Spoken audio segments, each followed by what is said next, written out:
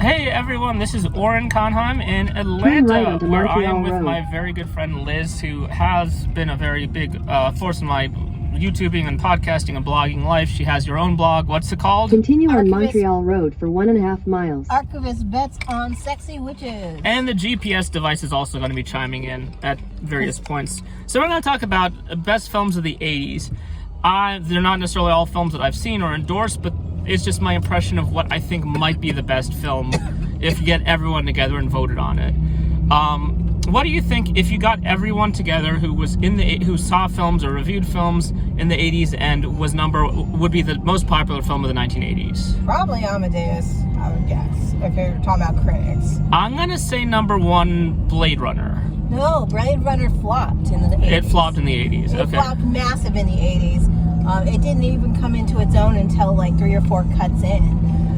So no, I would not consider. But it is even though I will say 1982 as a year was one of the most solid years for film ever. There were 2 pioneer years, 82 and 87. Both those years had amazing stuff. 87 more for genre, 82 all films basically. I have never really had that much love for 87, but 82, you're right, there's E.T., there's The Verdict, there's Officer and a Gentleman, and Fast Times at Ridgemont High might have been that year, I don't know. Blade Runner was that year. I think maybe The Thing or The Fly was that year. The Thing was that year.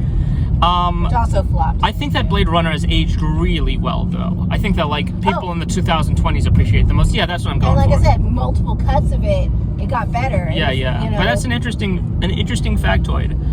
My number 2 film, I'm going to say, if you want to guess a number 2 film, because I made a list that was like 25 deep. No, I'm not going to guess. I'll talk about them as I know about them. My number 2 pick was Raging Bull.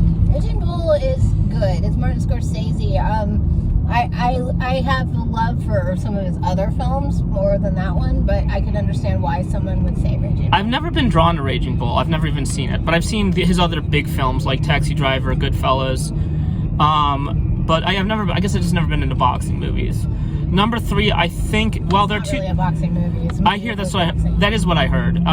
Number 3 and 4 are both Spielberg films. I'm not sure which order. Use the left 2 but when I did lanes my list, I was thinking number 3 would be Raiders of the Lost Ark because it kind of reinvented the action genre. Well, Raiders of the Lost Ark would be on my list if I was doing a ranking list. Raiders of the Lost Ark is one of those films that just doesn't stop. You get no breathing room. It goes from one set piece to the next.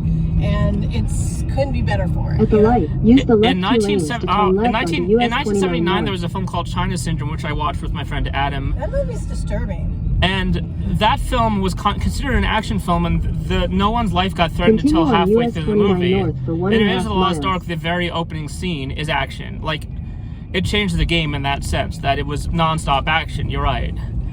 And then number 4 is E.T., which is just, I think, like, on emotion, and it was a big part of everyone's childhoods. Well, here's the question. Yeah. Would you have voted Gandhi over it? Like what happened in the Oscars. A lot of people wanted E.T. to win, and they chickened out and gave it to Gandhi.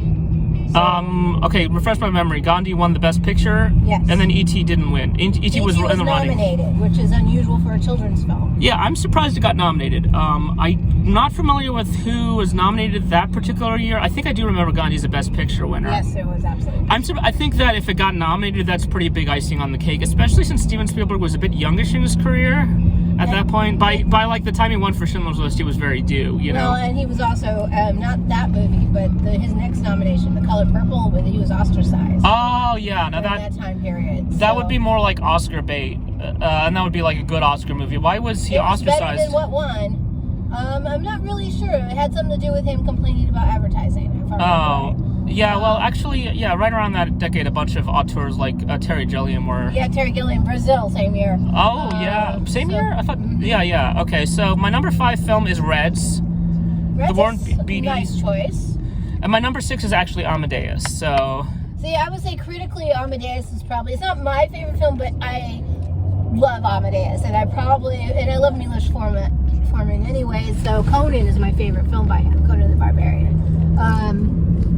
And that's 82 also, by the way. Interesting. Yeah, 82. I think some people, it's sometimes hard. I know that, like, you know, everyone says 67 is a big year, the one with, like, Graduate and In the Heat of the Night and Bonnie and Clyde, but I know that's a famous year. I know 39 is a famous year. But yeah, and I'm not 99. Some people say is a great year. But to go back to the 80s, I think that Amadeus really is. Take the next It's right about onto something Coolidge Road. thematically entirely different, you know, like jealousy. How often is that explored in film? And it has the best production values I've ever seen in a film, maybe. They would not do costumes like that ever again. Continue Yeah, for 1 probably. mile. The costume awards alone was worth the Best Picture win in the art direction. I mean, you can't touch the Amadeus's art direction. Yeah, I even know a guy who's like, I don't like old movies. He's a friend of mine, Kyle, and 80s are old movies. no, yeah, and he thinks they're Amadeus 30 to is a great 40. film. No, yeah, he doesn't go too far before the 80s, but he's also like a film in the world of film writing and stuff like that. Number 7, I have BlueVelvet. It wouldn't be my genre, but I know that it's extremely popular. No, I'm not a huge David Lynch fan. Interesting. I appreciate David Lynch movies. I find them a little on the tedious side.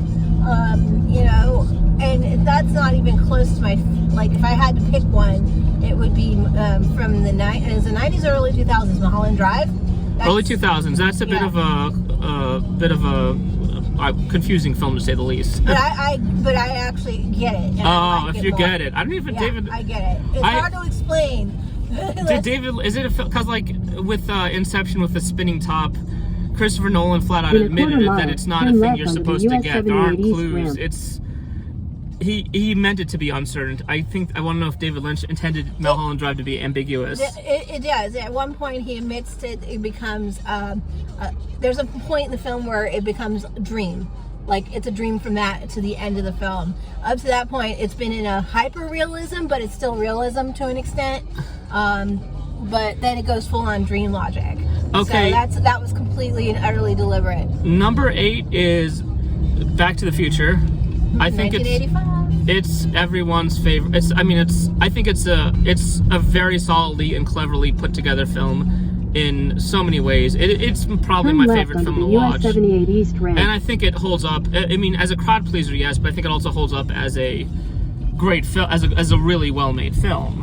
And the score is so good. It's like such an underrated score, you know? In a quarter mile, E.T. merge too. onto I love the US score to that 78 one. East. If I was going to replace Back to the Future with a coming-of-age kid movie on that scale, my choice would be The Lost Boys. Okay. The Lost Boys is perfect 80s movie from beginning to end. And the look, the fashion, the editing, the music, all of it. And without it being stereotypical 80s. Continue so on that makes US any 78 sense. East for 6 So- miles. All right. The So Lost Boys is would probably be in my there top are so 5. many great top. That's What 87, by the way. what are some of the great? The coming of age films are really big. Maybe they'll probably feature a little later in my list. I went all the way to 25 the other day. So number 9 is Do the Right Thing. Which is an important movie. Yeah, there's also the question is, are you gonna inflate its value because it's important? But it's also a really good movie. I mean, you gotta love films that are kind of like compressed. They're like shot in the space of 2 blocks. Well, and also I think And it had the some. final choices at the end of that movie are shocking, and Yeah. and I think if it wasn't for that, if the lead took the safe choice out in the story, it wouldn't be as impactful. Yeah. But that what he does is such a complicated act at the end. I think it elevates it. And it also is a film that dignifies its actors. The Danny Aiello character, Danny Aiello, the Spike Lee character. Was it Spike Lee? For the Oscar for him to win that year, and he didn't. I would have been happy if he won. Yeah, absolutely. Yeah, he was up for it. He didn't win. Yeah. And 10 is Aliens. Aliens is one of my favorite movies. How often do you take the sequel and like improve on the original like that? Very rarely. You know, this was a very male-dominated decade, and Sigourney Weaver, was the only like big notable female character. Well, and also don't forget, like Jeanette Goldstein, that was her first role in Blaine Vasquez. She kind of, both her and Sigourney Weaver kind of blew the lid off of women heroines at that point. Yeah. Like they were both extremely influential on what happened. And Jeanette Goldstein, you wouldn't even know that she was not Hispanic unless someone told you. It's kind of amazing. Like there's this whole like issues with cultural appropriation, which I do think there's some valid arguments there, but they sometimes put Jeanette Goldstein's performance from Aliens in there, and I'm like, no, she's being a true, authentic character. Leave her alone. That's how I feel about it. Then 11, I have The Shining. Well, that's my daughter's favorite movie. I mean, 1980. I think there's questions about like maybe whether it. Well, I'm trying to remember if it ends well or something like that. If it follows the book, but it's pretty I mean, it's relatively faithful to the book. Yeah. The back half is not as faithful. Stephen King has a record that he didn't like it.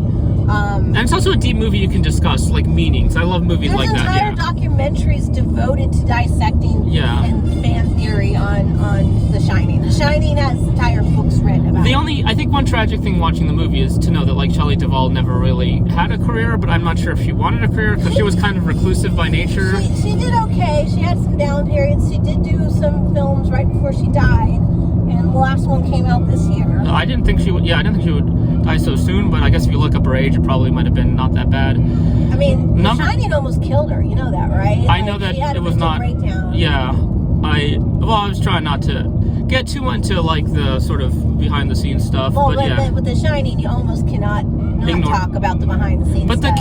the kids who played the twins were actually very unfazed by it.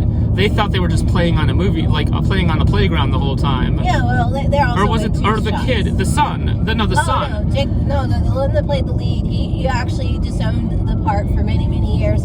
He only started doing the HorrorCon circuit a couple of years ago. Well, I think that's just because he was uncomfortable with fame, but he was not traumatized by the experience at all. He just thought that he was playing on a playground. Yeah, they handled him well. None of the kids were traumatized. Poor Shelley Duvall. Yeah. She was. But then again, I'm sure Stanley Kubrick is not the easiest person to work for. Number 12 is Akira Kurosawa's Ran, and I don't know anything about it. I just was looking up a lot of ratings and Ran, yeah. You've never seen it? I don't know anything about it. Ran is a Asian remake. In 2 miles, use the right 2 lanes to take exit 8 towards Stone Mountain Park entrance. It's extremely violent, but it's pretty good. It's long. So take that ranking with a grain of salt. But yeah, I was just looking up a lot of lists. It was high, and I thought 12 would be around right. Number 13 is The Empire Strikes Back. Again, you have to give credit for anything that... world building is a big part of movies that came after. Expanding the world, and the dark twist, the twist of Luke, I am your father was also, really gutted audiences at the time, so... It blew my mind. I was a kid, man. You saw it when it happened? Oh, yeah. I watched all 3 of the original Star Wars first run. That tells you how old I am. Wow. I was 4 yeah. when I saw A New Hope.